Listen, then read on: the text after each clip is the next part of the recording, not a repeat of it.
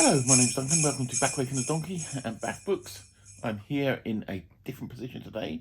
Down by my side here, I have a little, gorgeous little Yorkie who's asleep in his Santa suit, as we all should be.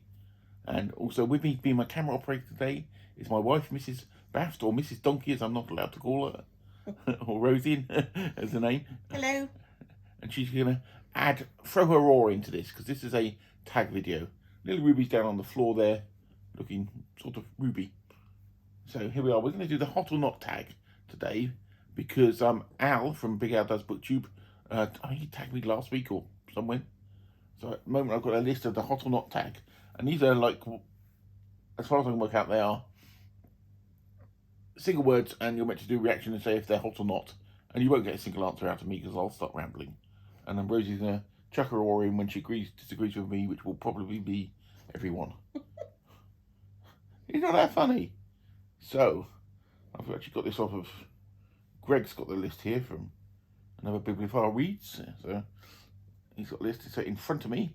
So the first one is, it's called the Hot or Not A to Z. So there's going to be 26 of them. So the first one is audiobooks, and I say not. And I say hot. The reason I say not is because it's not reading, it's listening. Okay? And listening as a skill. I've never understood why people want to discount listening as a skill and pretend it's reading, but it's not, it's listening. But hey, but Rosie thinks they're hot because she listens to them all the time because due to her disability she has problems reading. But she agrees they're listening, but she still thinks they're hot. I'd say they're listening, but they are reading as well, especially if you've got a disability. Maybe it's the only way that you can read, so for you it is reading. Mm-hmm. I do love how it can bring the story alive as well. Yeah, but obviously I'm right. Okay, maybe I'm not. So B is a word that it's called it's Bildungsroman or something. I'll put the text on the screen. I don't even know what the word is. It's called dealing with a person's formative years or spiritual education. So books on that are things. Yeah, obviously that would be technically hot and useful and whatever, but stop using big words that I don't understand. Stop groaning, little man. Hey? Stop groaning, little lad. Okay, for C, children's books. Of course they're hot. Say hello, Gizmo. What did you say? C, children's books. Of course they're hot. Yeah, I'd agree with that. Children's books are good, aren't they, Gizmo? Here's a little Giz in his little Santa suit. Hello, Gizmo. Who's the cutest little Santa dude? Hey? You a Santa dude? Yeah, you want to be put down now, don't you? You want to get down now. You're groaning. Oh God, the Ruby's twirling down the bottom. She's twirling again. Help me, she twirls. She's excited. Let me get back to this list anyway. This is a bit chaotic, I understand. And I said I'm trying to get a list off of somebody else's booktube channel because the only place to find it. The last one we did was C, children's books. D, digital. I'd say not. They're useful, but they're not the be-all and end-all that some people seem to agree. And obviously Steve Donahue's still wrong. Okay. E, experimental. I'd say can be hot, can be not.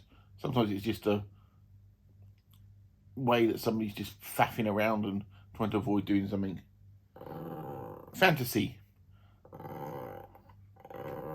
is hot. Can be hot, but modern fantasy, a lot of it is just drab, dreek stuff and people trying to be grim for the sake of it and pretending they invented morally grey characters.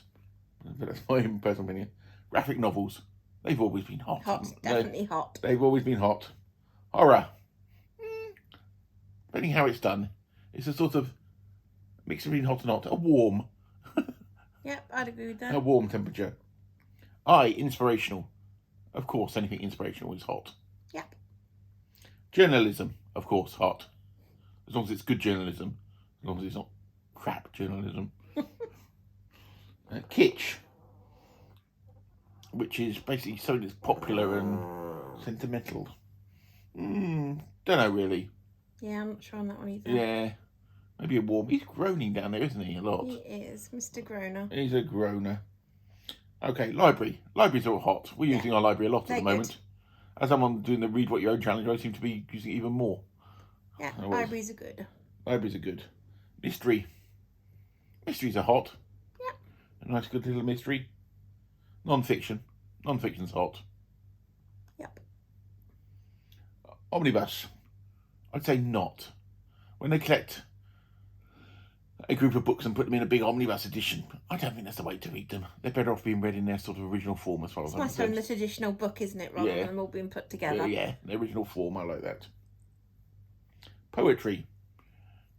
Yes, hot. Yeah. I've got a poem I'm trying to read for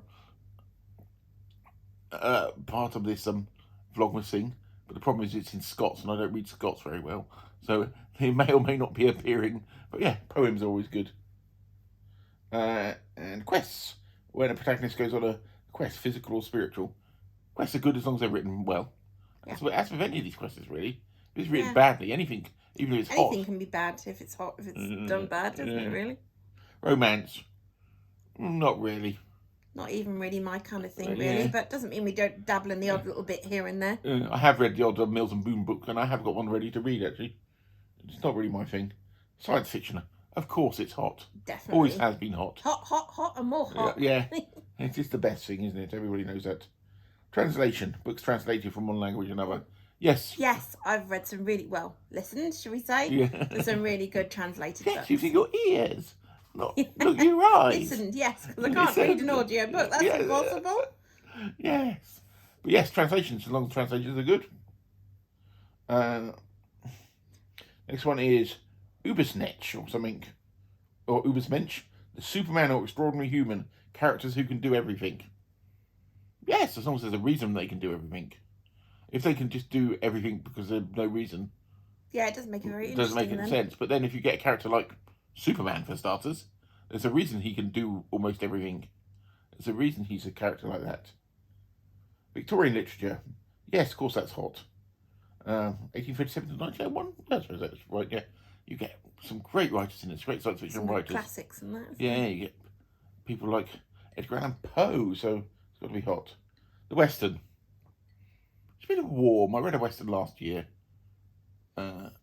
You don't really do Westerns. No, I don't really read Westerns. I'm trying to read, listen, whatever you want to call it. I'm trying to introduce you to Western films. But Films, yes, but not books. yeah. X-rated? No. No. Reading about people having sex is just dull. Sorry, it is.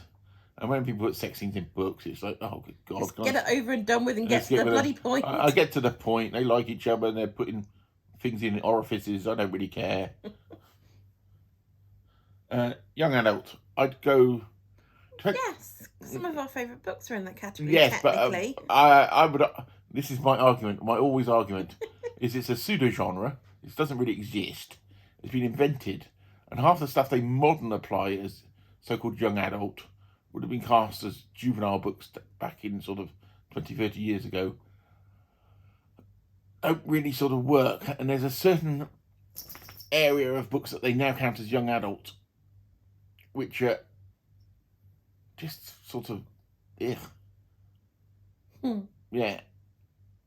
But there are books you love, those. No, but there are books. You just ignore the genre of what it's called under. No, yeah, but it's just the way they classify it. That's why I say it's a pseudo genre. It really doesn't exist, and it still shouldn't exist. They're just books. Yeah, because sometimes you think about our favourite genres, we've not picked it because it's got that. It's then had sci-fi in it or something else that we love that's drawn us to it, I guess. Yeah.